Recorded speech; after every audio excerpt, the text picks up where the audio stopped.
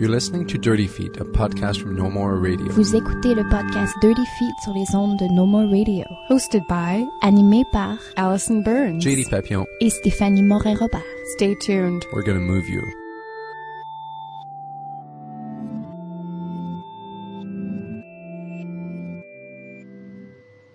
Bonjour tout le monde, bienvenue à un nouvel épisode de Dirty Feet. Donc avec nous aujourd'hui, on reçoit des chorégraphes qui présentent dans le cadre de Zonoma pour une pièce, en fait, un spectacle qui va avoir lieu le vendredi le 15 août à la Maison de la Culture Maisonneuve à Montréal à 20h.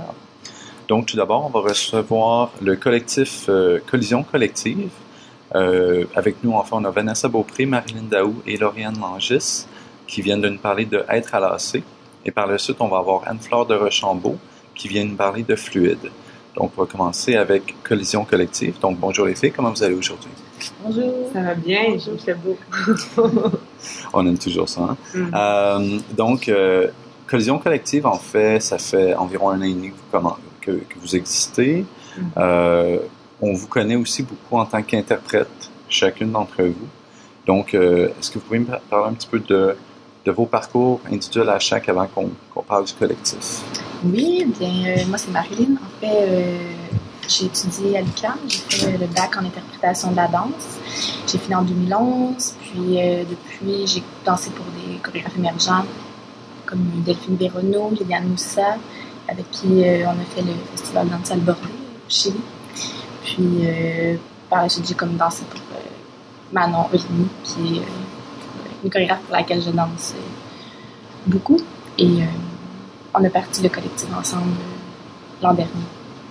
Donc, c'est un peu ça mon parcours, grosso modo. Moi, c'est Lauriane Langis. Oui, j'ai étudié à l'École de danse contemporaine de Montréal. J'ai fini en 2012.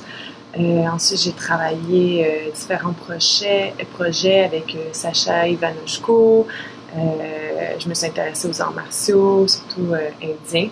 Donc, je me suis promenée un petit peu. J'ai travaillé pour Marie Bélan, donc Marie B. Sort de ce corps, la compagnie, avec différents projets aussi encore, une tournée. On est allé au Jeu de la francophonie, différentes présentations aussi à Montréal. J'ai travaillé aussi avec des amis chorégraphes émergents, Patricia Gagnon, qui a étudié à Concordia, puis Léa Tremblay-Fong, avec un collectif qui travaille aussi avec l'art urbain. Donc, un mix de tout ça. Puis, c'est ça. Après ça, Collision Collective aussi, un peu à travers tout ça, où on a fait notre première autoproduction. Donc, c'est la première fois que je travaille vraiment sur un projet personnel en collaboration avec des amis et interdisciplinaires.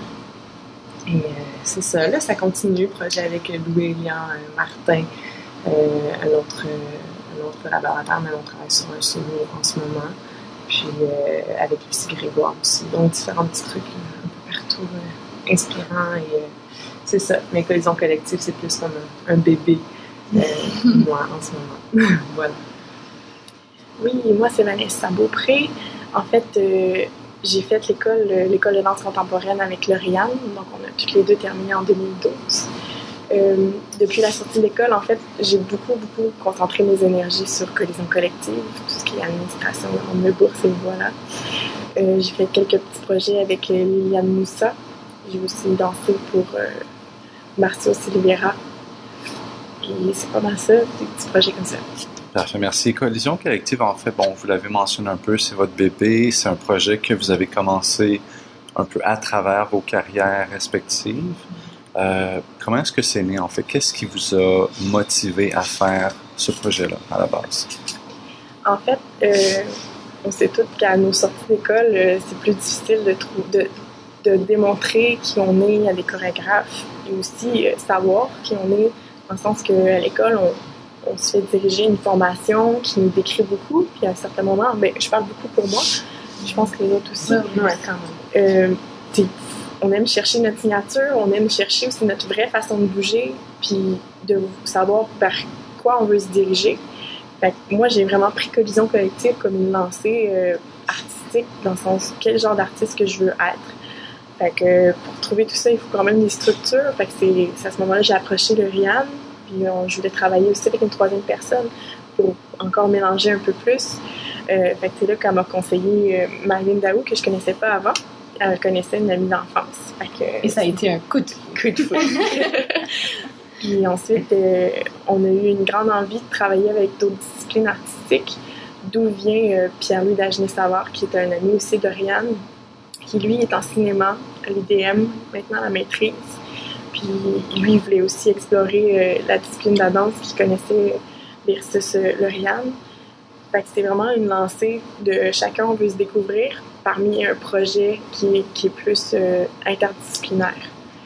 Ensuite, moi, j'ai travaillé en restauration avec une jeune fille qui s'appelle Caroline Johnson, qui, elle, est trompettiste, qui fait partie de la création, qui est allée chercher un autre ami qui s'appelle François Rousseau, qui, lui, a fait toute la composition musicale avec un peu l'aide de Caroline, qui, elle, n'avait jamais touché à la composition avant. Fait que pour elle, François, c'était vraiment une inspiration artistique. Fait qu'elle me dit « Hey, moi, je veux travailler avec lui parce que je veux apprendre un peu à composer à travers lui. » Là, on ne peut pas voir Caroline sur la scène vendredi parce qu'elle est partie jusqu'à ça à New York, étudier à la maîtrise en trompette jazz. Mais c'est ça. Fait qu'on on est toutes... à la base, on était 6. Fait que c'était 6 personnes qui avaient envie de se découvrir à travers d'autres arts, puis savoir aussi comment ces disciplines-là fonctionnent, puis comment on peut travailler ensemble. C'est un peu... c'était ça l'explosion en 2013. Ouais. La collision. Donc, en fait, tu viens quasiment de répondre à une question au niveau du nom de la compagnie, donc Collision Collective. Donc, c'était vraiment un peu cette rencontre-là, cet impact. Ouais. De quelle façon est-ce que vous avez décidé, en fait, des éléments que vous aviez voulu? Est-ce que c'était un choix? Est-ce que, avant même d'approcher ces collaborateurs-là, vous aviez décidé, on veut que ce soit multidisciplinaire? C'était là dès le départ. Ouais, c'était un choix aussi de recherche artistique, puis d'inspiration, puis de se nourrir tout le monde avec la discipline de l'autre, puis de connaître plus comment fonctionnent les différentes disciplines, puis savoir comment une peut bien appuyer l'autre. Puis donner quelque chose d'accessible aussi. On voulait créer quelque chose d'accessible parce que oui, on travaille avec des gens, pas nécessairement qui avaient un rapport près avec la danse contemporaine. Donc, à travers leurs yeux, comment eux autres ils reçoivent notre danse, puis créer quelque chose qui va être accessible pour un grand public. Puis même chose avec la vidéo aussi. Mais veux pas, on sait toutes que la musique, c'est très conjoint à la danse, dans le sens que on sort, on va danser sur la musique, on emmène dans notre salon, puis on danse. Mais à collaborer, puis d'être inspiré, puis être inspirant pour la création musicale, ça nous intriguait beaucoup. Même chose pour tout ce qui est cinéma, on en voit beaucoup, mais de faire conjointement, puis s'inspirer, c'était vraiment ce mélange-là qui nous a attirés dès le départ. En fait, dans vos carrières personnelles ou individuelles, vous travaillez beaucoup dans des formats multidisciplinaires. Donc, Lauriane avec Interlope, qui est un mélange d'art de rue, justement. Je sais que Léa fait aussi appel à beaucoup, entre autres, à des metteurs en scène de théâtre pour faire travailler le jeu et tout ça. Marilyn avec Manon, il y a un aspect aussi multimédia qui est présent. Est-ce que vous sentez que ça vous a, ces expériences-là, dans vos carrières individuelles, vous ont nourri pour le projet de Collision Collective? Est-ce que ça vous a influencé un petit peu dans votre bébé? Oui, c'est certain. C'est sûr qu'on ne peut pas vraiment se détacher des expériences qui nous forment en même temps. C'est depuis quand on sort de l'école, la formation continue tout le temps, en fait. Puis c'est ces expériences-là qui nous nourrissent un peu, je dirais. Puis oui, je pense que pour moi, la musique, c'est comme la base d'un certain élan de création. Moi, c'était plus par rapport à travailler avec beaucoup de personnes aussi interlopes, donc travail de collaboration, d'écoute, de partage, puis de donner mes idées. Puis en tant qu'interprète aussi, j'ai toujours été quelqu'un quand même qui va parler ou qui va donner mes idées, puis aussi mes réflexions. Fait que ça, j'aimais ça, d'avoir une place pour ça. Mais aussi avec Marie Delan, en plus, travailler au niveau théâtral. Ça aussi, ça m'a beaucoup nourri. Pour moi, même si on n'a pas nécessairement de théâtre, mais le côté cinématographique, puis d'amener une autre couche de plus pour amener le public à traverser son imaginaire à travers notre spectacle, c'était important, même s'il n'y a pas nécessairement de parole. Mais ce côté-là, pour moi, était nécessaire dans ce que je veux transmettre au public. Et bon, vous avez une nouvelle pièce justement. En fait, c'est votre première pièce en tant que collectif que vous avez déjà présentée auparavant. Vous l'aviez présentée sous forme autoproduite au mai et au Jésus dans le cadre de Vue sur la relève. Donc, c'est une pièce qui, tout de même, que vous trimballez depuis environ 1 an et demi. Comment est-ce que vous l'avez vu évoluer? Et comment est-ce que, en fait, aussi, vous avez évolué avec cette pièce-là? Bien, la première évolution, c'est surtout en première création, quand tu te sens rushé par des délais et tout, il faut que tu prennes la distance. Il faut que tu prennes aussi des commentaires de comment les gens reçoivent. Fait que notre premier, comment je peux dire ça, le premier travail qu'on a amené suite à notre première présentation, ça a été surtout face au feedback qu'on avait eu, mais aussi par nous-mêmes, de prendre la distance de ce qu'on a créé, de voir comment nos êtres humains ont changé aussi. De refaire une pièce, c'était environ 7 mois plus tard, on peut pas retourner dans les mêmes mouvements avec la même tête parce qu'on a changé, on a rafraîchi. Fait qu'il y avait beaucoup de ça au départ quand on a retravaillé la chose. Je sais pas si bien. Ben, moi-même, en voyant la pièce après, par vidéo, puis quelque chose qu'on n'avait pas fait, en voyant la pièce par vidéo, là, je me dis, OK, là, il manque tel élément, ou, je trouve qu'on aurait besoin de plus de modulation, de dynamique, ou de plus de donner de repères au public. Fait essayer, même si on est dedans, là, pour nous, c'est plus évident. Fait que c'est difficile de créer cette distance-là, mais oui, avec les feedbacks, mais aussi avec où on était rendu dans nos vies, comme Vanessa disait, ce show-là était beaucoup inspiré de notre vécu. Donc, après avoir vécu pas de naufrage-là, mais c'est comme ça qu'on l'appelle dans la pièce, dans la description de la pièce, si les gens lisent la description, un peu ce naufrage-là ou ces difficultés-là, comment qu'on en est sorti plus fort. Puis ça nous aidait à créer aussi un meilleur dénouement ou à créer plus d'intention, à incorporer plus d'intention dans notre danse la deuxième fois qu'on l'a présenté. Et en fait, au niveau de la pièce, bon, c'est un collectif, la création est collective aussi. 3 interprètes avant tout qui décident de chorégraphier ensemble. Comment vous approchez la chorégraphie, en fait? Parce que c'est super intéressant de voir des gens qui sont fondamentalement interprètes qui commencent à chorégraphier en collectif. Qu'est-ce qui vous motive, en fait, quand vous créez? Qu'est-ce qui vraiment, là, la genèse, en fait, de la pièce? Comment est-ce que vous l'avez trouvé? C'est parti de nos corps, c'est parti de nos façons de bouger. Visuellement, c'est assez viscéral. On est des interprètes à la base, ça a été, pour ma part, dur de sortir de cette tête-là, sans être dirigé. Je pense qu'on avait quand même, on avait comme des textes puis des choses qui nous inspiraient ou des idées pour générer de la gestuelle très distincte. Donc, de 3 filles très différentes, que ça soit physique ou même personnellement. Donc, pour nous, c'est comme, vu qu'on est vraiment différentes, on va prendre ça puis on va mettre ça sur scène parce que ça va être encore plus riche que quelque chose de très précis puis tout le monde pareil, de plus... donc de s'inspirer de cette différence-là puis de la pousser. De pousser chacune de nos forces aussi à travers ces tableaux-là du spectacle. Et donc, au niveau de quand vous avez vraiment créé le matériel, donc, c'est passé par le corps avant tout, c'est passé par de l'exploration physique, je suppose. À quel point d'ancrage ont été utilisés, en fait, pour dire, OK, ça devient une séquence. On commence à l'utiliser. Puis, en fait, d'en faire un tout aussi, d'une certaine façon, d'en faire une chorégraphie qui se tient. Je dirais, à un certain point, ça a été comme notre première difficulté. Puis c'est à ce moment-là que Pierre-Louis, qui était un œil extérieur, qui apprécie beaucoup la danse, qui est du monde du cinéma, lui, il s'est fait, OK, la façon que je peux vous diriger là-dedans, de ma façon de travailler, c'est de faire un scénario, comment on appelle ça? Un scénario? Oui.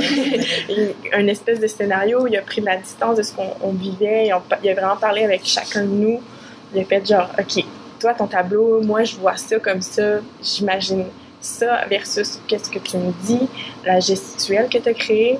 Fait que lui, il nous a fait vraiment un scénario de chaque tableau avec la vidéo que lui imaginait aussi. Fait que c'est lui qui a pris toute cette consistance-là puis il a fait une narration à travers son scénario. Veux pas un scénario, c'est pas une chorégraphie. Fait que versus ce scénario-là, nous, on a créé la chorégraphie. C'est vraiment ce qui nous a dirigés à prendre cette gestuelle-là puis à faire une suite des choses. Vous mentionnez entre autres l'aspect cinématographique qui est également mentionné dans votre communiqué de presse. Cet aspect cinématographique-là, vous m'aviez mentionné avant qu'on commence à enregistrer que ça se voit énormément à travers la scénographie aussi. Donc, je suis intéressé à savoir en fait comment la scénographie a évolué, comment vous l'avez développée et quelle place elle prend en fait dans la création et aussi comment elle affecte en fait le mouvement. En fait, sur scène, en fait, on est les trois danseuses sur scène. Il y a un écran qui est à l'arrière, sur lequel est projeté les images de Pierre-Louis. Puis ça, ces images-là, c'est comme s'ils étaient vraiment intégrés au spectacle. Puis ça permet de un peu sortir de la salle dans laquelle on se trouve pour donner des pistes de lieux, d'environnement dans lesquels les gens sont dans la vie de tous les jours, comme un appartement, on est à l'extérieur, tout ça. Donc, ça vient vraiment amener des pistes de lieux potentiels qui sont en lien directement avec ce qui se passe sur scène, puis il y a des liens entre la gestuelle, la scénographie en soi et la vidéo. Comme il y a une chaise qui se retrouve sur scène, comme dans la vidéo, il y a des liens comme ça un peu partout. Puis vu que c'est interdisciplinaire, pour nous, c'était super important aussi que les musiciens se retrouvent sur scène. Donc, il y a 4 musiciens qui est aussi à l'arrière. Je peux peut-être les nommer aussi, ils vont être là vendredi. Il y a Lynn Santamaria qui est au corps français, avec aussi Florence Rousseau qui est au corps français. Il y a Simon Maillard qui est trompettiste, puis aussi Alexander Truelove qui est au trombone. Fait qu'ils sont aussi sur scène, qui ont autant d'éclairage que nous, ils ont autant de place que nous. Fait que ça s'est vraiment tricoté cinématographiquement par cette multidisciplinarité-là. Puis il y a aussi Paul Chambers qui a fait notre conception d'éclairage, qui a amené un autre plan, une autre surface sur scène, puis les éclairages qui amènent qui est dans des petites couleurs bleutées, abricots, qui est feutré, qui vient beaucoup des côtés.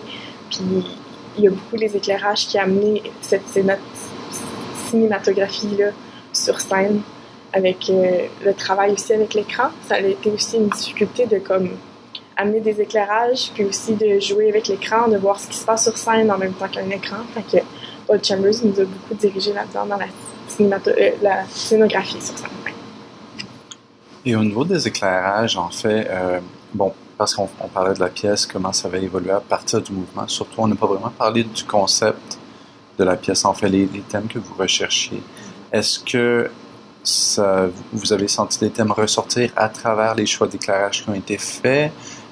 Parce que c'est sûr que quand vous envoyez une demande pour présenter, en fait, il faut écrire un texte, il faut parler de la pièce. Mm-hmm. Dans votre texte, vous mentionnez des trucs comme le naufrage, en fait, vous mentionniez tantôt.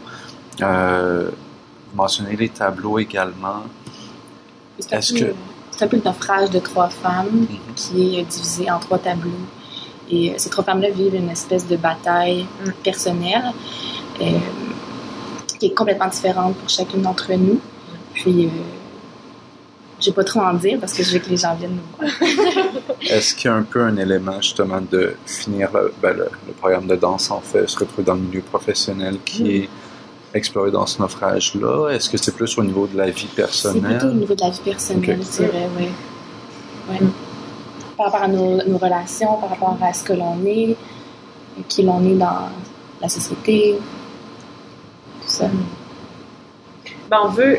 Oui, c'est des batailles reliées à nos vies personnelles, mais comme on disait, les gens peuvent le ressentir différemment, que ça soit comme une bataille physique, que ça soit une bataille mentale, que ça soit une bataille positive, que tu en sors quelque chose de positif, ou que ça soit lié à une question de survie ou de travail ou de je suis jetée dans le monde des arts, puis après, il faut que je fasse ma place. C'est vraiment, ça peut être vraiment lu de différentes façons.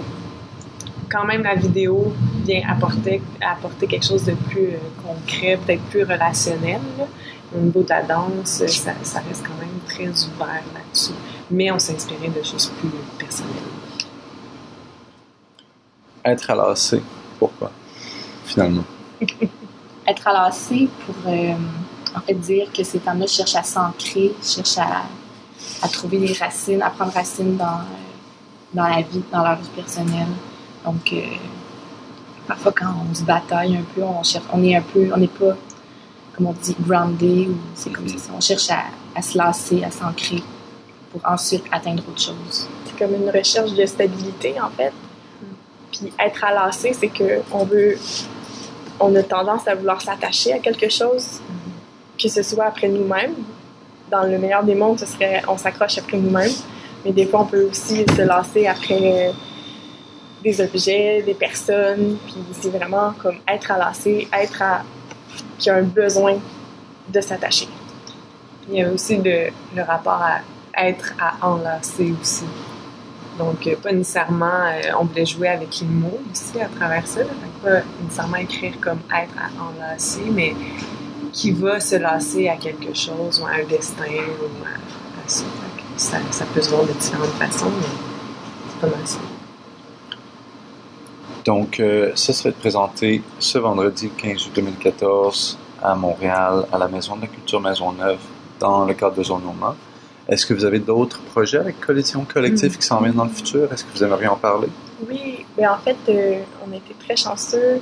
En fait, à notre dernière représentation dans le cadre du festival Vue sur la Relève à l'Amphithéâtre du Jésus, le 9 avril passé, on était récipiendaire d'une bourse d'une résidence au Jésus. Donc, en octobre, novembre, décembre, en fait, à l'automne prochain, on rentre en résidence à la chapelle du Jésus pour éventuellement avoir un nouveau petit projet, une nouvelle petite pièce qui est en vue.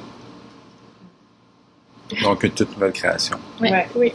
Est-ce que vous allez garder un peu les mêmes paramètres? Est-ce que vous avez déjà décidé ça? Est-ce que vous voulez aller dans une toute autre direction? On a d'autres idées.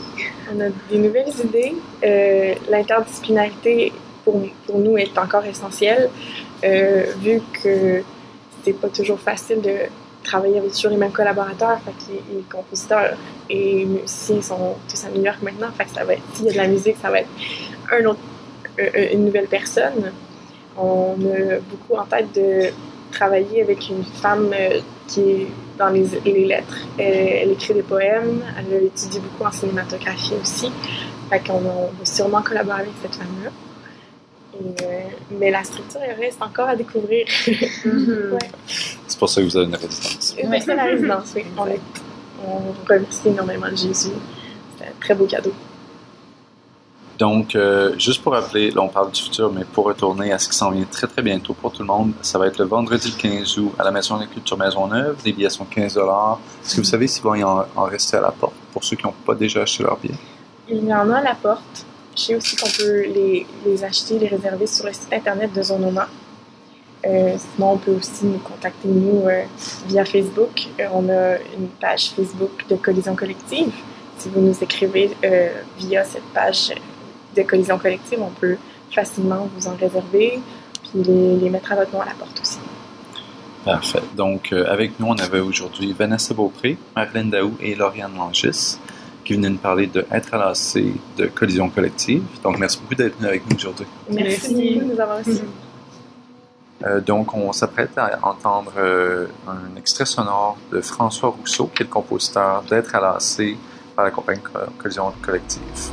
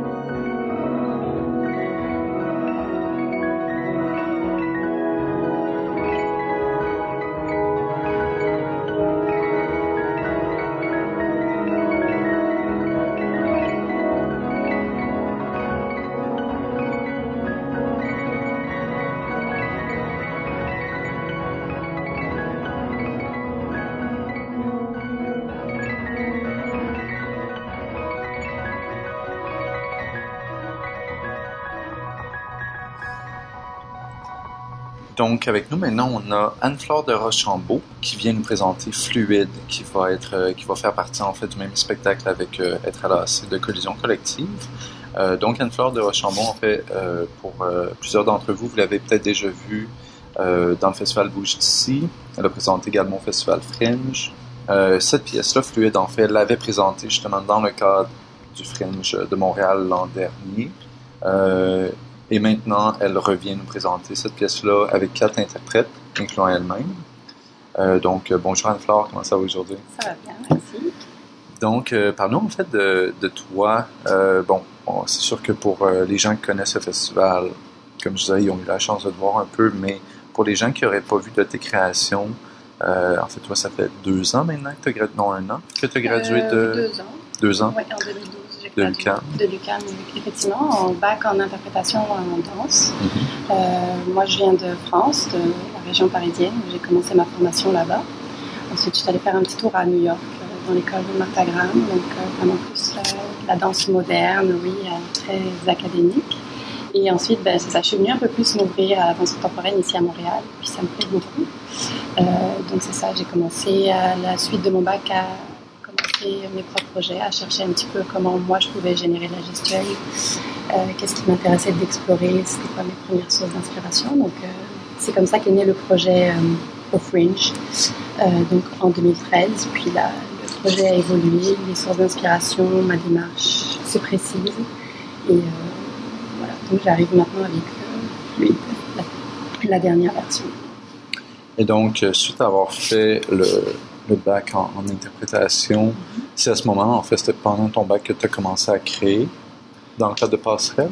Oui, exactement. En fait, les premières collaborations, c'est pour ça le bac, j'ai trouvé qu'on avait de très belles expériences pour commencer à créer, commencer à rencontrer aussi d'autres démarches, d'autres personnes dans le cadre de ma cohorte. Et donc là, il y a des affinités qui se sont un petit peu dessinées et j'ai commencé à créer avec ces personnes-là. Puis il y en a avec lesquelles je travaille toujours maintenant encore. Et donc, Fluide, en fait, c'est une pièce qui fait partie d'un triptyque, donc qui a une même thématique, en fait, que tu explores justement, comme le titre le dit, en fait, Fluide, le côté un peu plus la dynamique des fluides. Exactement. Qu'est-ce qui t'a amené vers ça comme direction artistique, en fait?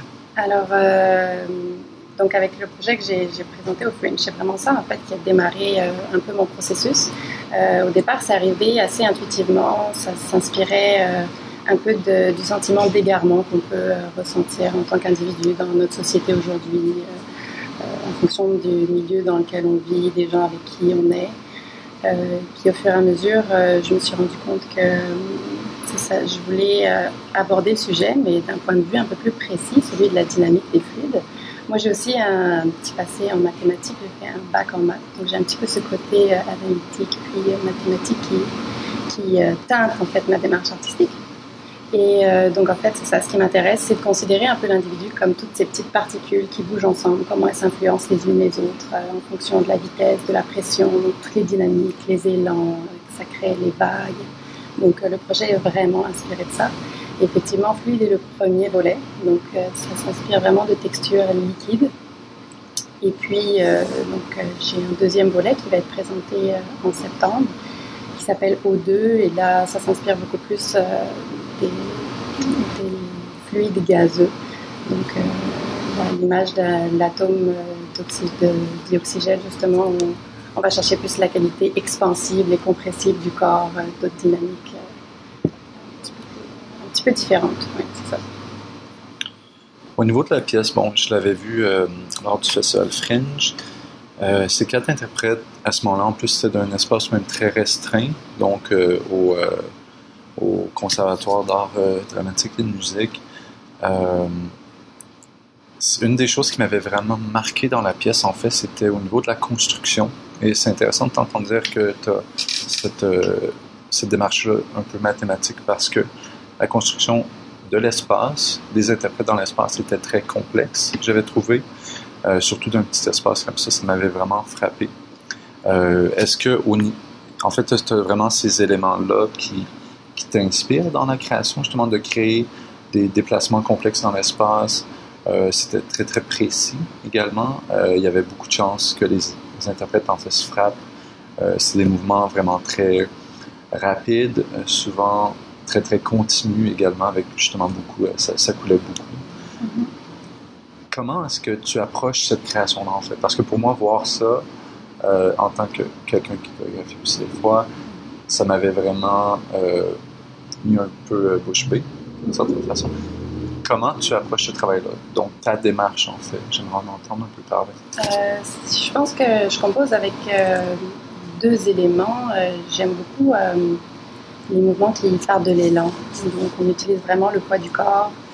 Donc, c'est là-dedans que je vais aller chercher un petit peu la fluidité qui en ressort. Et ensuite, d'un deuxième côté, j'aime composer avec l'espace. Donc là, en plus, je travaille beaucoup avec le sol. Donc, quand on s'étale le sol, il y a beaucoup de géométrie avec le corps qui apparaît. Et c'est ça, j'utilise assez la synchronicité et les désynchronismes, la façon dont les corps peuvent vraiment d'un même élan, d'une même respiration, être connectés ensemble. Donc c'est là que ça rappelle aussi cette dynamique des fluides, toutes ces petites particules. C'est un peu comme l'impression d'une petite machinerie qui fonctionne d'elle-même, mais d'un autre côté, il y a cet aspect ça, très respiré et qui donne un petit peu une impression d'aléatoire ou de quelque chose de très naturel. C'est un petit peu ces deux côtés-là que je recherche. Mais oui, c'est ça aussi pour parler effectivement de la scène. C'est un espace assez restreint. C'est sûr qu'on s'adapte toujours puis on compose avec ça. Mais il y avait cette idée un peu de risque, comme tu as parlé, qui était intéressante puis qui allait avec la respiration, avec cette dynamique-là d'ensemble. Puis à Zonoma, la configuration de la scène est aussi un peu particulière. Elle est très large, peu profonde. Donc là aussi, on va retrouver un petit peu ce challenge d'organisation intéressant. Au niveau de la scène de Zonoma, bon, c'est une scène surélevée. Mm-hmm. Tu as beaucoup travaillé au sol. Souvent, tu travailles vraiment à ras le sol également. Est-ce que tu as senti le besoin de changer des éléments vu cette nouvelle perspective-là du public? Parce que c'est sûr que quand tu l'avais présenté auparavant, le public était soit au même niveau surélevé par rapport aux interprètes, alors que là, ce ne sera vraiment pas le cas. Mm-hmm. Est-ce que le risque que le public manque quelque chose, perde cette perspective originale et t'a influencé dans l'approche à cette présentation? Oui, ça m'a influencé. C'est sûr qu'il y a un risque à ce niveau-là. En fait, je pense que ça va peut-être plus mettre l'accent entre les passages au sol et les passages où les corps émergent un petit peu. Donc, on va peut-être mettre plus l'accent sur cet aspect-là. Et ensuite, je pense aussi que malgré le fait qu'il y ait beaucoup de sol, c'est peut-être aussi un autre point de vue et une autre façon de pouvoir découvrir le travail. Donc, je pense que je vais être très ouverte aux commentaires, mais ça, il y a des choses qui se sont un petit peu adaptées. Mais on va quand même utiliser vraiment le sol, puis cette gestuelle-là. Dans mon expérience à le voir au Fringe, à la salle, c'est la salle multimédia? Oui. Non, c'est la salle multimédia, au théâtre du conservatoire. Mm-hmm. Un des aspects qui était vraiment marquant, j'avais trouvé, et qui était également connecté à la scénographie, c'était cet espace de claustrophobie, d'une certaine façon. Donc, pour expliquer la scénographie, en fait, je vais te laisser parler de la scénographie, puis je vais revenir à ma question par après, parce que je sens qu'il y a tout de même un lien un petit peu à ce niveau-là. Parfait. C'est ça, en fait, dans la scénographie, en fait, il y a des poissons rouges qui nous accompagnent. Donc, ils sont dans des bocaux suspendus. Donc, c'est très épuré. Donc, cette image avec les poissons dans leur bocal, ça nous rappelle un petit peu aussi... c'est un peu une image de nous, ce qu'on pourrait ressentir aussi un petit peu. Des fois, on a l'impression qu'on tourne en rond, on est confiné dans notre espace, où on se plonge un petit peu dans notre bulle. Donc, il y a un petit peu ce regard-là. Et bien sûr, ça rappelle aussi toute cette dynamique de fluidité avec la gestuelle du poisson, son tinage, puis toute l'eau qui l'entoure. Et d'ailleurs, la relation qu'on a avec les poissons a un petit peu évolué dans la pièce aussi. Donc, il va y avoir un petit peu plus d'échanges, on va peut-être être un peu plus affecté par ces poissons. Donc, je ne vais pas trop en dire, mais il va y avoir ça, un petit peu plus de surprise. Et cette claustrophobie-là de l'espace, dans la création de l'espace, en fait, au niveau de la proximité des corps, entre autres, est-ce que c'était quelque chose qui était voulu, qui était recherché, même au niveau spatio-temporel, un peu de la création? Oui, tout à fait. C'est vraiment aussi pour retrouver donc, cette image au niveau de la théorie de la dynamique des fluides. C'est vraiment un ensemble de particules qui sont dans un espace, puis en fonction des courants, de la pression, etc., ben, ils bougent ensemble, mais ils sont connectés les uns les autres parce que justement, ils sont dans un certain espace. Donc, c'est vraiment un petit peu cette machinerie. Tu as dit que c'était assez précis en termes de mouvement. C'est ça qui me fascine un petit peu, comment on peut s'organiser puis s'influencer, comment s'il y en a un qui s'écarte, il laisse de l'espace, puis là, on va pouvoir réutiliser cet espace-là. Puis comment, c'est ça, les élans et les respirations fonctionnent à l'intérieur de ça. Au niveau de la création, en fait, il y avait la connexion entre les quatre interprètes était vraiment créée à ce niveau-là, au niveau du mouvement, au niveau de l'espace, mais peu au niveau des individus. Mm-hmm. Est-ce que tu sens une certaine tendance dans tes créations à vraiment voir en fait les corps comme une matière un peu plus primaire qui est utilisée et un peu laisser de côté le côté individu dans la performance? C'est une bonne question. Je pense que dans le cadre de ce travail, je vais utiliser beaucoup l'image. Donc, les corps vont être là pour créer certaines sensations. J'essaie de faire un travail qui est assez kinesthésique pour essayer de toucher les gens, mais vraiment avec le mouvement. Il n'y a pas d'histoire. C'est vraiment une ambiance, une atmosphère que je crée. Et donc, nous, les quatre interprètes, on est très différentes. Puis on a des façons de bouger qui sont aussi très différentes. Moi, dans le processus, je suis venue avec du matériel que je leur ai enseigné, vraiment pour qu'elles prennent l'ambiance que je voulais témoigner. Et ensuite, à partir de ça, je les ai fait aussi, elles, créer pour que chacune de nos personnalités puisse quand même apparaître. C'est ça aussi qui dynamise le travail du quatuor. Et donc, on va pouvoir quand même reconnaître des différences dans chacune des quatre interprètes, une sorte d'individualité dans chacune d'entre nous. Mais d'un autre côté, c'est comme si ces individualités-là fonctionnaient vraiment ensemble. Donc, il y a ça, il y a des petits pop-up de temps en temps, mais c'est vraiment toute une globalité, toute une entité qui se crée avec les corps. Donc, on mentionnait un petit peu le triptyque. Ça va être suivi de O2. Qui s'en vient en fait très très bientôt dans le cadre du Festival Quartier Danse. C'est un duo, en plus un duo d'hommes, ce qu'on voit très peu souvent, malheureusement. Pourquoi un duo d'hommes? Qu'est-ce qui t'a amené à faire un duo d'hommes? C'est surtout pour les chorégraphes féminines, souvent, il peut y avoir une certaine insécurité qui s'établit au niveau de comment utiliser des hommes sur scène, surtout au niveau des jeunes chorégraphes. Qu'est-ce qui t'a amené à vouloir explorer ça et prendre foncer dans ce challenge-là d'une certaine façon? Pour plusieurs raisons. Donc, avec le projet O2, c'est ça, j'allais vers des textures vraiment différentes, avec l'air, quelque chose de flottant, de suspendu, mais qui peut aussi être vraiment comme une bourrasque de vent, beaucoup plus violent comme une tornade. Donc, je pense que j'avais besoin d'aller chercher d'autres énergies. Là, avec Fluid, j'étais dans un projet dans lequel je dansais, qui partait beaucoup de moi, puis j'ai une qualité de mouvement qui est assez fluide naturellement, donc je suis vraiment allée chercher ça. Là, j'avais besoin d'aller puiser aussi d'autres énergies pour m'aider à créer, donc c'est pour ça que j'ai fait appel à deux hommes, vraiment pour aller chercher quelque chose de nouveau, pour essayer des nouvelles collaborations. Et puis aussi, j'avais ce désir de me retrouver un petit peu extérieure à la chorégraphie, puisque là, je ne danserai pas dedans, et de pouvoir vraiment composer, de me nourrir de leur personnalité, de leur façon de bouger, pour qu'avec mon propos, ma démarche, puis les images que je leur donne, on arrive à créer quelque chose. Et la troisième phase du projet qui n'est pas encore mentionnée en tant que telle, est-ce que c'est concret déjà? Oui, j'ai déjà quand même quelques idées. Donc ça, c'est vraiment un triptyque sur la dynamique des fluides. Donc dans l'un, c'est vraiment des textures très liquides. Dans le deuxième, c'est quelque chose de beaucoup plus aérien, peut-être plus chaotique aussi dans les corps.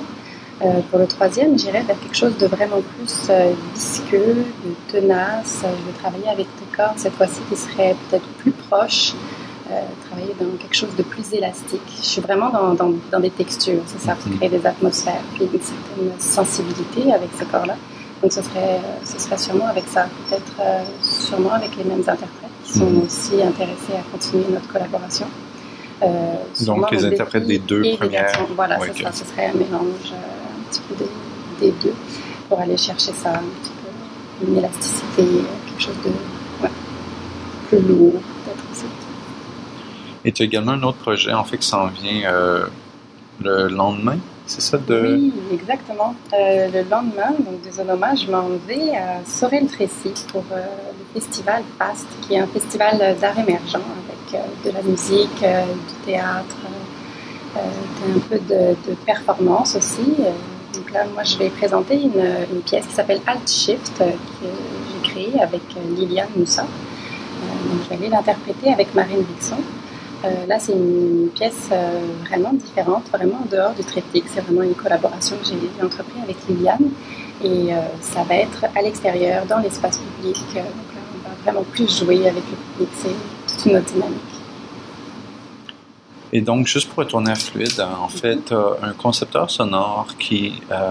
est-ce qu'il va faire partie également de tes autres projets? Est-ce que tu gardes le même concepteur sonore? Oui, effectivement, il a commencé à travailler, on a commencé notre collaboration dès le départ avec le projet qui a été présenté au Fringe, puis ça fonctionne très bien, nos deux univers se complètent avec la musique qui me propose certaines choses, certaines énergies, certaines dynamiques, puis moi avec le mouvement je vais faire la même chose de mon côté, et donc oui, c'est lui aussi qui va faire la musique pour O2. Puis certainement aussi pour le troisième volet. Il peut vraiment y avoir une certaine homogénéité. La même chose pour le concepteur d'éclairage, Hugo Dalphon, qui a collaboré pour Fluide. C'est aussi lui qui va collaborer pour O2. Donc j'aimerais vraiment qu'il y ait un certain ensemble dans ces trois pièces pour vraiment créer un triptyque. Donc, juste pour rappeler, on avait avec nous Anne-Flore de Rochambeau qui va présenter Fluide, la première partie de son triptyque sur la dynamique des fluides dans le cadre de Zonoma. Ça va être ce vendredi 15 août à la Maison de la Culture Maisonneuve à 20h. Donc, comme on disait auparavant, les billets sont disponibles sur Zonoma ou en contactant les chorégraphes directement par Facebook. Et juste pour rappeler, c'est une création d'Anne-Flore de Rochambeau avec les interprètes Marine Rixon, Jo Fouché, Liane Thériault et Anne-Flore de Rochambeau elle-même, la chorégraphe. Donc, merci beaucoup Anne-Flore. Est-ce que tu pourrais nous présenter l'extrait sonore qu'on va entendre, s'il te plaît? Oui, tout à fait. Donc ça, c'est un extrait qu'a composé Annie Debache, donc pour la création Fluide. Et puis, c'est ça, Annie va aussi pouvoir performer au rythmique électronique en septembre prochain. Donc voilà, ces créations sont à suivre. Merci beaucoup.